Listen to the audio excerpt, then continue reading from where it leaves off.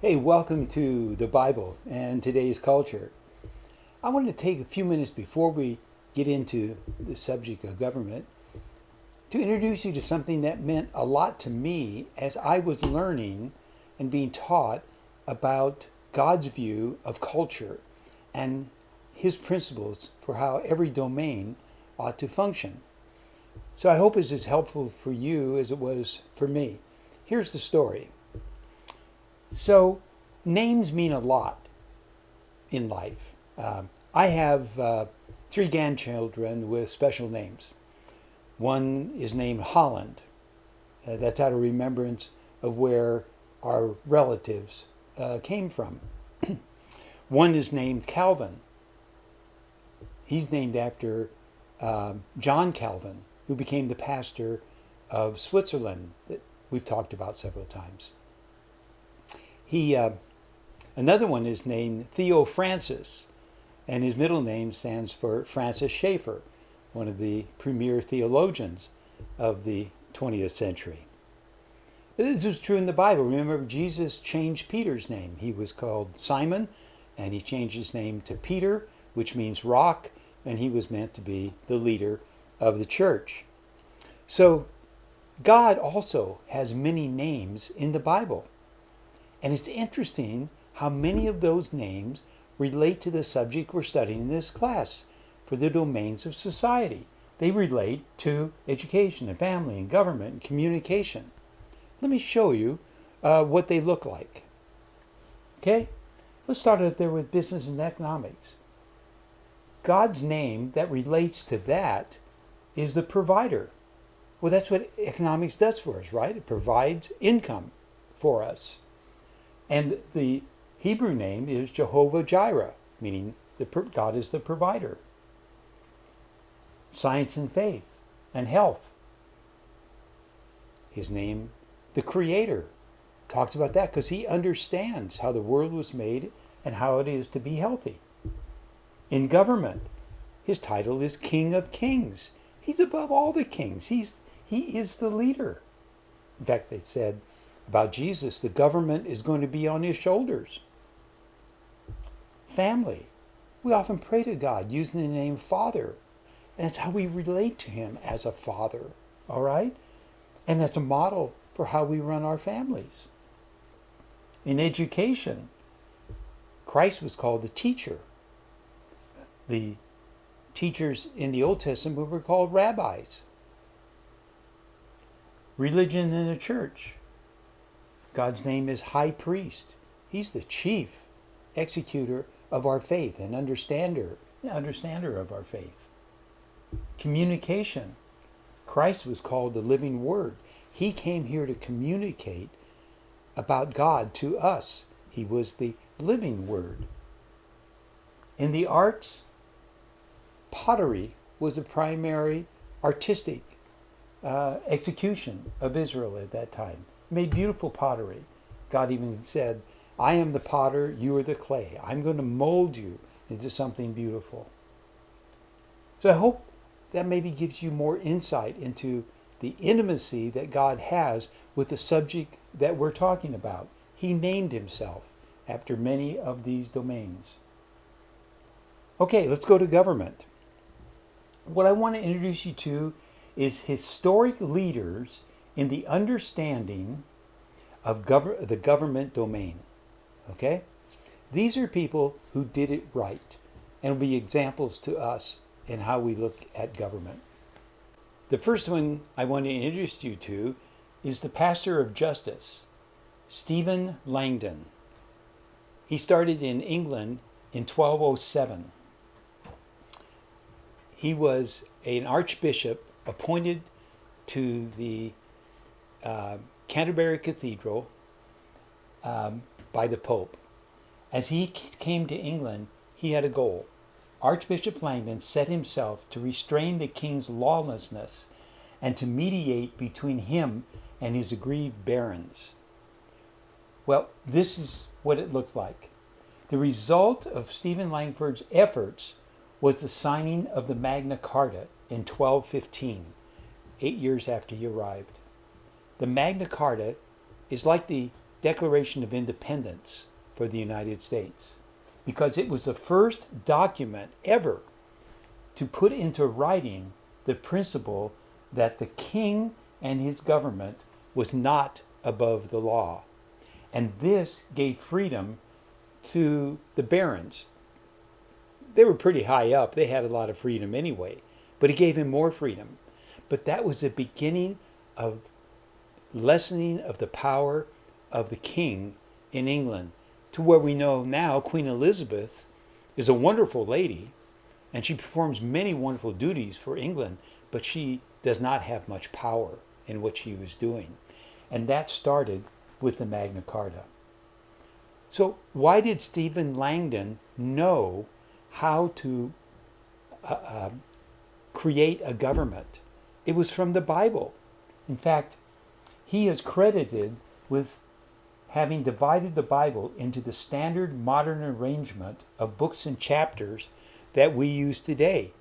So the Bible that you read is in an order of books and chapters that Stephen Langdon built. He knew it well, and he knew what government should look like, and he began to execute it as the conscience of England. John Wycliffe came about in the 1300s, and he was an educator. He taught common people to read. Well, he wanted them to read the Bible, because he said if they can read the Bible, they'll know what good government is supposed to be like. That was a quote from him. So the first thing he did was to translate the Bible into English. The Bible had never been in English. So he translated it. He had a vision of a government that would release liberty in England. He challenged the king to be submissive to God's justice, as the Magna Carta had done. Well, the result of all of his efforts was he was burned at the stake. But our King James Bible is largely a copy of John Wycliffe's first translation of the Bible. We still benefit from what Wycliffe did. But Wycliffe has affected the American society in ways most people don't realize. Wycliffe wrote this sentence: "The Bible is for the government of the people, by the people, and for the people." If you'd ask most Americans who said that, they say Abraham Lincoln. It's part of his Gettysburg Address. It's probably the most quoted thing from his Gettysburg Address. Lincoln had read it in a written sermon that he had received from a New England pastor, but that pastor was quoting Wycliffe. So our government, one of the definitions of our government is something that Wycliffe brought about because of his deep understanding of what government should be like. Martin Luther, the beginning of the Protestant Reformation, used Galatians 5:1 this way: "Stand fast, therefore, in the liberty by which Christ has made us free." Luther used this verse to define government. It was to give us freedom. He said, liberty is based in the individual who is created in the image of God, the God who has supreme liberty. John Calvin followed Martin Luther in the Reformation, and he became the pastor of a church, the church in Geneva, and he believed in local government. And this is what Geneva was like before Calvin came. In 1530, this is how Geneva would be described: the smelliest city in Europe. It had the odors of vomit and urine everywhere. Garbage and human waste filled the streets. Crumbling walls were around it. Criminals and prostitutes were in town. This was a sailor's town. The port of Geneva is the largest port on Lake Geneva, and that's where the sailors were. Of course, the prostitutes like that too. Family life was disorderly. in Geneva. So then Calvin became the pastor of the church. And these are the ways he influenced, Geneva was influenced by Calvin's teaching. One, he told the city to repair its walls, okay? Because he knew that the government's role was a combination of justice and self-defense, and they had let their defenses crumble. He taught about the individual value and responsibility of work. So repairing the walls was working in the domain of government. Teaching people about individual value and responsibility to work is in the domain of economics. He said fathers need to stay sober, pay their bills, pay tithes, and save for the future. So Calvin was operating in the domain of family. Calvin convinced the banks to lower their interest rates to 4%, and they stayed at 4% for 4 centuries until 1950. Those interest rates were one of the reasons that Geneva became the banking capital of the world. And this shows that John Calvin operated in the domain of economics. John Calvin started schools, and he started the first schools in all of Europe for the girls, operating in the domain of education. He convinced the city to manage its sewage system. He was operating in the domain of science and health. He also convinced the city to build hospitals, and they did, again operating in the domain of health and science. Here's some other people that had a deep understanding of what God wanted in a government. They were the Pilgrims, and they wrote the Mayflower Compact. You may remember, they were supposed to go to Virginia. There were storms on the Atlantic coast. They couldn't get to Virginia. They had to land in Massachusetts. And before they got off the ship, they decided that they wouldn't get off until they had an agreement of how they would be governed. Because there were no British people in Massachusetts. There was no law. They had to create their own system of government before they landed. 50% of the people were Pilgrims, 50% of the people were non-believers. They had to come to an agreement on how they were going to live. And this is what the Mayflower Compact said. Individuals have responsibility to govern themselves and live freely. Laws exist to protect for protection and the common good. Laws serve the individual and not vice versa. We don't serve the laws. The laws serve us. They provide us protection and liberty. Government must be by the consent of the people, and everyone is equal under the law. Let's talk about the church and slavery and government. This happened with John Wesley. John Wesley was an evangelist and church planter. He worked in both the United States and he worked in England. He was the founder of the Methodist Church. Almost any city in the United States of any size has a Methodist church in it. That was from John Wesley. But John Wesley thought beyond the church. Wesley wrote a book called Thoughts on Slavery in 1774. It was a brave attack against the institution of slavery, which was supported by the establishment, including the church. 3 days before he died, Wesley wrote to the young Christian parliamentarian William Wilberforce, urging him to persevere in his fight against slavery until that evil had been eradicated from England. Wesley worked all of his life. He turned the task over to Wilberforce. But who was Wilberforce? Why was he chosen? Well, here's the story of Wilberforce. John Newton was his pastor. Who was John Newton? John Newton was a former slave ship captain. he had come to know Christ, and he had given up his slave ship work, and he had become a pastor, and he was Wilberforce's pastor. Wilberforce had just become a Christian, and he came to John Newton and he said, "You know, I think I'd like to go to a higher calling than Parliament. I think I'd like to be a pastor." And John Newton's answer to him is, "You can do God's work in Parliament as much as in the church." I mean, most pastors would love to have a lead politician give up the role in Washington, D.C. and come be a pastor in the church with them. It seemed like a big win. But John Newton understood the domains of society and the purpose of government.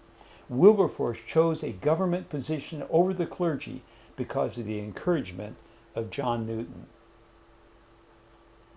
Wilberforce then and his small group of Christian friends got slave trading abolished in England in 1807. Now that wasn't slavery, that was slave trading. So that meant no more British ships were transporting slaves from Africa to slave countries. But they kept working for 26 more years. And just before Wilberforce died, in 1883, they secured the release of all slaves in the British Empire. All the slaves were set free. The British Empire ended slavery without having to lose 360,000 Northern soldiers and 260,000 Southern soldiers, over 600,000 soldiers to get us out of slavery. They did it by law, and Wilberforce was the center of that, and he was there because John Newton and John Wesley had the right view of government. Let's talk about William Carey, another example of how to affect a culture, who understood how the domains work in a culture. He understood government. He was the first missionary to India. And he spent years in India. And this is what he accomplished. He fought for justice for the lepers. They were isolated and not cared for. He understood the role of government. He fought against the oppression of women, the practice of suti, which means that when a husband dies, they create a burial fire. Big stack of wood, his body is laid on it, he's burned, and that's his burial. But the wife, the living widow, is forced to jump on the fire with her husband and to die with him. Carey fought against that. Carey wrote the first essays in India on forestry in the science domain. He introduced astronomy to fight the belief in astrology, again, in the science domain. He published the first books on science in India to point to the creator in the science domain. He introduced the steam engine into India in the science domain. He introduced saving banks to fight usury, high interest rates. So he was active in the domain of economics. He started the first college in Asia, all of Asia, first college. He was active in the domain of education. He wrote the first Sanskrit dictionary for schools. Finally, he published the first newspaper in any Oriental language. He was active in the domain of communication. He pioneered lending libraries in communication and probably in education. And finally, I want to introduce you to Abraham Kuyper. He lived into the 1900s. He developed what he called the sphere sovereignty. This is the way he stated it. Christ's lordship extends to government, education, family, and society in general. He's talking about the domains that we are studying. He said, Christ's lordship is in there. And we can serve God in those ways. We can build a kingdom in any domain that we operate in. And then he lived his life by functioning in many domains. First, he was elected to Parliament in Holland. Secondly, he was ordained in the Dutch Reformed Church and became a prominent theologian that spoke in America and many places. He became the editor of the most prestigious newspaper in Holland, operating in the domain of the communication. He created free schools where parents choose schools in line with the parents' worldview. Just a week or two ago, Arizona did this in their state. Parents are going to have the right to send their kids to any school that advocates their worldview. In 1901, he was elected as Prime Minister of Holland, again in the domain of government. When you realize that God is in everything that we do, and he calls everything sacred because he has a plan for it in every domain, there are unbounded limits of possibilities of how you will grow the kingdom of God in this world, like all of these people did. So here are the discussion questions. I think you really enjoy them. When you're through with them, take a look at this video. Where is the secular world? And the next time we're together, we're going to start the domain of the family. Here's your discussion questions. Enjoy. Thanks.